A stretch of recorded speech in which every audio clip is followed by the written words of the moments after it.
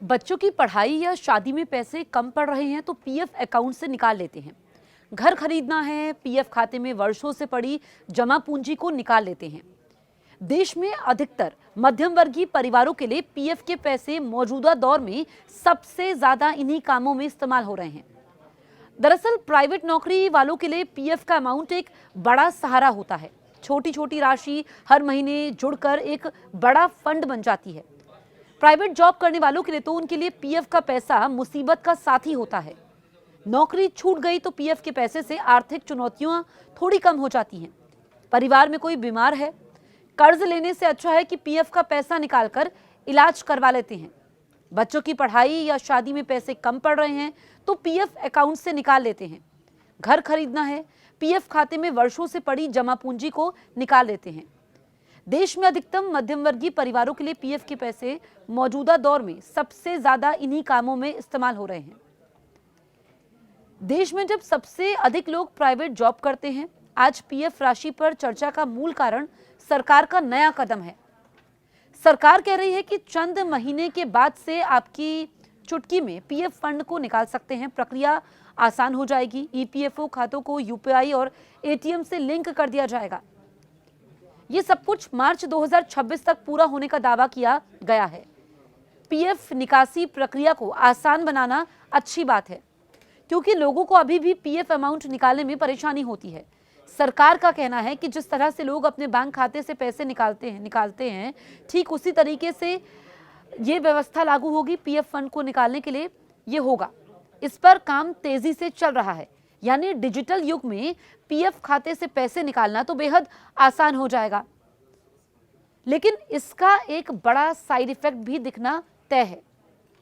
लोगों की बचत पर ग्रहण लगने वाला है। जब मन करे पीएफ अकाउंट से फंड निकालने की सुविधा मिल जाएगी, तो जरा सोचिए फिर कितने और कौन लोग होंगे जो पीएफ खातों में वर्षों तक राशि बचाकर रखेंगे। छोटी छोटी जरूरतों पर लोग एटीएम पहुंच जाएंगे। ऐसे में पीएफ अमाउंट कितने दिनों तक अकाउंट में टिका रहेगा, ये बड़ा सवाल है।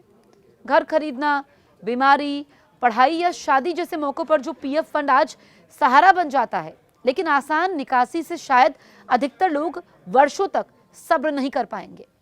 तुरंत पीएफ निकासी की सुविधा लागू होते ही कोई भी अपने अकाउंट को पीएफ अमाउंट निकालने में लिंक जो होगा और आसानी से पैसा निकल जाएगा।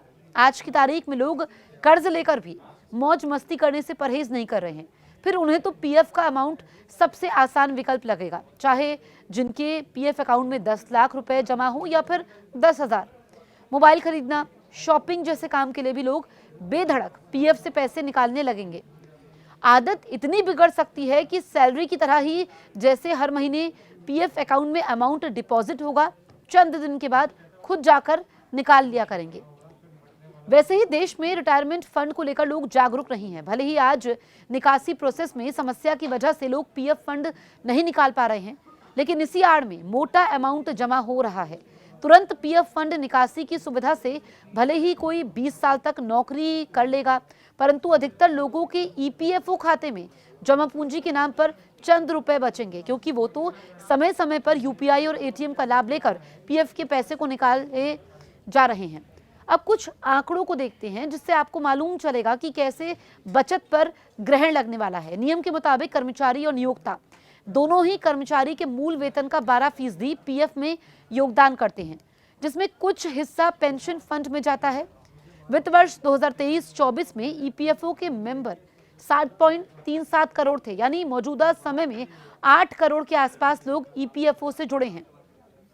ईपीएफओ का कुल पीएफ कॉर्प्स करीब 25 लाख करोड़ रुपए है, जो कि भारत की सबसे बड़ी रिटायरमेंट सेविंग फंड में से एक है। ये राशि साल दर साल बढ़ रही है, लेकिन नई व्यवस्था लागू होते ही ये राशि घटने लगेगी।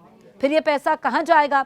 ये भी हो सकता है कि लोग पीएफ का पैसा शेयर बाजार और म्यूचुअल फंड में लगाना शुरू कर दे, क्योंकि पीएफ पर फिलहाल 8.25% ब्याज दर निर्धारित है, जबकि म्यूचुअल फंड में इससे ज्यादा की संभावना रहती है। शेयर बाजार से तो लोग पीएफ के मुकाबले दोगुने तिगुने ब्याज की कल्पना कर लेते हैं। ऐसे में एक सुरक्षित निवेश से पैसे निकालकर लोग जोखिम लेने से नहीं हिचकेंगे। अब पीएफ की तुलना में म्यूचुअल फंड और शेयर बाजार से कितना फायदा होगा, वो तो समय ही बताएगा। सच्चाई ये भी है कि भारत में कुल यहाँ पर बचत दर करीब 31% है। वहीं सेबी के हालिया सर्वे के मुताबिक केवल 10% भारतीय परिवार ही म्यूचुअल फंड, शेयर बाजार और बॉन्ड्स जैसे वित्तीय उत्पादों में निवेश करते हैं। शहरी इलाकों में यह आंकड़ा 15% का है, जबकि ग्रामीण इलाकों में महज 6% है। हालांकि युवा पीढ़ी में अब बचत का रुझान बढ़ा है, लेकिन वो तेजी से जोखिम भरे शेयर बाजार की ओर आकर्षित हो रहे हैं। सरकारी आंकड़े बताते हैं कि अब भी करीब 69% भारतीय हाउस होल्ड बैंक में डिपॉजिट या एफडी में पैसा रखना पसंद करते हैं। एक रिपोर्ट के मुताबिक करीब 40% शहरी लोगों ने रिटायरमेंट प्लानिंग के लिए अब तक कोई निवेश नहीं किया है। ग्रामीण इलाकों में स्थिति और भी खराब है, यानी देश में आधी से ज्यादा आबादी के पास रिटायरमेंट फंड को लेकर कोई प्लान नहीं है। पेंशन की बात करें तो देश की आबादी 140 करोड़ से ज्यादा है, लेकिन अधिकतम 2% लोगों तक पेंशन की कवरेज है। इसी कड़ी में अटल पेंशन योजना है, जिसमें करीब 8.34 करोड़ लोग शामिल हैं, लेकिन इसमें अधिकतम 5,000 रुपए मंथली पेंशन की सुविधा है। इस योजना का फायदा लेने के लिए अभी लंबा इंतजार करना होगा। ऐसे में पीएफ, जो एकमात्र मुसीबत में सहारा रहता है, वो भी अब चंद महीनों के बाद साथ छोड़ने वाला है।